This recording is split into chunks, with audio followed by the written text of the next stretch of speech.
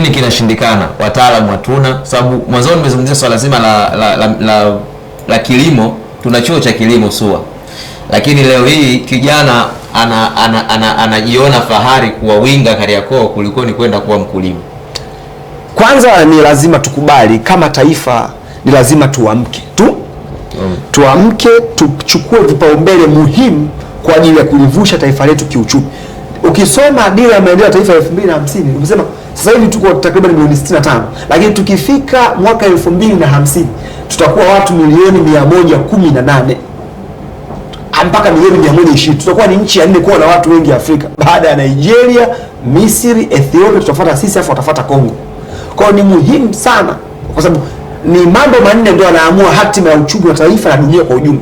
Moja ni uwekezaji kwenye watu, kuwekeza kwenye rasilimali watu. Ili taifa liweze kuendelea kiuchumi, lazima liwe na watu ambao ni wasomi, watu ambao ni wazalendo, watu ambao ni waadilifu, watu wenye lishe bora, watu wenye afya bora, watu ambao wanaweza kufanya kazi kwa bidii kwa maslahi ya taifa lao, watu ambao wanaweza wakazika tamaa zao na kutanguliza mbele maslahi ya umma, ya dola na kulinda katiba. Lakini cha pili, matumizi sahihi ya rasilimali mzonazo. Sisi tuna madini, kila aina ya madini tunayo. Tuna coltan, nickel, uranium, dhahabu, almasi, shaba, tanzanite. Tunayo madini zaidi ya 85 tofauti. Pale madini ya chokaa, madini ya kutengeneza tiles, madini kila aina madini. Je, madini yetu, mikataba tunayoingia na wawekezaji ipo kwa ajili ya kumnufaisha Mtanzania wa chini? Je, tuna uwezo wa kuwa na thamani? Je, tunavyo viwanda vya kuchakata madini yetu na kuyapa thamani kabla ya kuyauza kama malighafi nje?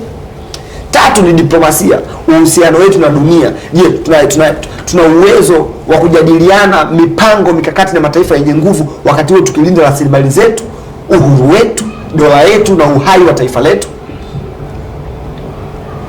Nne ni jiografia, ambayo inaitwa jiografia. Tanzania ndio nchi pekee Afrika, sikudanganyi, imepakana na nchi takriban 10 na imeunganishwa na bahari ya Hindi. 85% ya biashara kati ya Afrika na dunia zinapitia bahari ya Hindi. Yaani bahari kama Mediterranean na Atlantic, bahari imekufa kwa sababu China ndio super power nation kwenye upande wa biashara na dunia. Kwa sisi biashara zetu ndio nchi pekee ambayo tumepakana na bahari ya Hindi, tuko kwenye ushoroba wa bahari ya Hindi na tumepakana na nchi nyingi. Yaani Tanzania ni an international gateway. Yaani Tanzania ndio moyo na nyonga ya usafiri wa dunia kati ya Afrika na dunia ni Tanzania. Unatoka Tanzania, unapita Kenya, unaingia Somalia, Somaliland, unaingia Gulf of Aden, unaingia mlango bahari wa Bab el Mandeb, unaingia mfereji wa Suez. Ukishavuka pale mfereji wa Suez Misri pale, ukivuka upande wa pili unakwenda kokote unakotaka duniani. Is an international gateway. Je, tunawezaje kutumia jiografia yetu, bandari zetu na uhusiano wetu wa kibiashara na kiuchumi na dunia kwa ajili ya kunufaika? Kwa sababu ukiangalia pato la taifa la Tanzania ni takriban dola bilioni 94.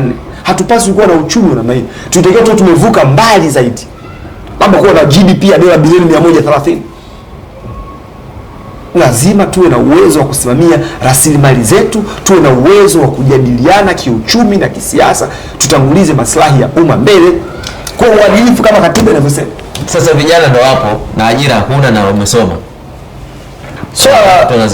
Swala la vijana nimesema ni serikali kama kulitengeneza mpango wa kupunguza ajira. Nimesema tuwekeze kwenye sekta ya kilimo, sekta ya viwanda vidogo, lakini taasisi za kifedha, hapo ndo mchakato unapokuja. Benki nyingi za Tanzania ni benki za kibiashara, zinajiendesha kwa riba. Shehe wangu, benki yote inayojiendesha kwa riba haiwezi kukupa mkopo bila kuwa nyumba, sio mdhamini, title deeds wanasema. Huwezi kupata hivi. Na ndio maana tunashauri serikali ni muhimu iweke fedha kwenye benki ambazo zinatoa mikopo bila riba.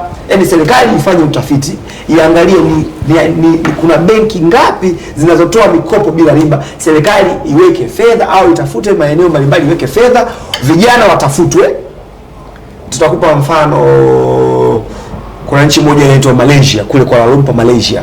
Kuna profesa mmoja ni bingwa wa uchumi wa ujasiriamali, yani entrepreneur economy. Msahau anaitwa Profesa Mohamed Mahathir. Nani? Msahau. Lakini yule bwana alikuja na idea ya kutransform Malaysia kutoka kwenye watu wanaocheza kamari na kubeti mpaka kuwa taifa la wajasiriamali. Unajua alichokifanya? walitengeneza benki. Unajua Malaysia karibu 60% ni Waislamu, zaidi ya 60, 65 Waislamu watu. Walitafuta benki 10. Walivyochukua zile benki 10 ambazo zinatoa mikopo bila riba, labda tuchukue mfano hapa Tanzania, tuseme labda Amana Benki, tuchukue mfano, sijui kama inatoa bila riba au vipi. Tuchukue mfano Amana Benki au ile PDZ ya Zanzibar ambayo ina riba yake ni ndogo sana. Amana Benki. Sasa benki kama zile Malaysia zilichukuliwa, serikali ikaingiza fedha ndani. Ilivyoingiza fedha ndani, ile utamaathiri akawa anachukua vijana 10 kutoka chuo, kwa sababu ni mfanyabiashara bingwa, mfanyabiashara mjasiriamali. Akawa anachukua vijana, akawa anawapa semina ya kuhusu wazo na biashara zao. Akawa anawafundisha semina, anawafundisha. Walivyo graduate, akaenda kuwachukulia, anawachukulia mikopo, yeye anakuwa anawasimamia. Na sisi tunataka Tanzania serikali, kwa sababu haiwezekani ukapata faida kwa kwenda kuchukua mkopo wenye riba zaidi ya 10%. Ni uongo.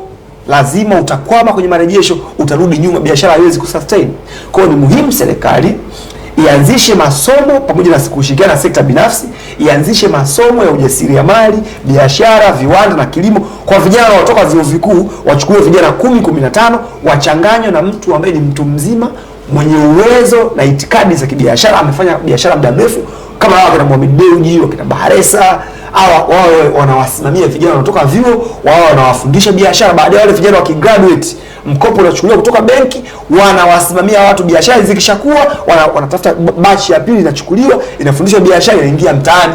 Hiyo ndio njia pekee ambayo walitumia Malaysia kutransform nchi yao kutoka nchi kuwa omba miaka ya 80 na 90 mpaka kuwa taifa la wajasiriamali. Leo Malaysia hatuwapati. Tunazo rasilimali nyingi kuliko Malaysia, tunazo rasilimali nyingi sisi kama taifa kuliko Singapore, tunazo rasilimali nyingi kuliko Taiwan, lakini wale wametupita kiuchumi kwa sababu ya kuingia kwenye uchumi wa ujasiriamali, biashara ndogo ndogo, na kuchangamkia fursa na serikali kuweka mikopo ambayo haina riba kwa vijana ambao hawana nyumba, hawana hati ambazo wanaweza wakaenda benki wakapewa, hawana title deed. Kishki TV, nuru ya dini yako.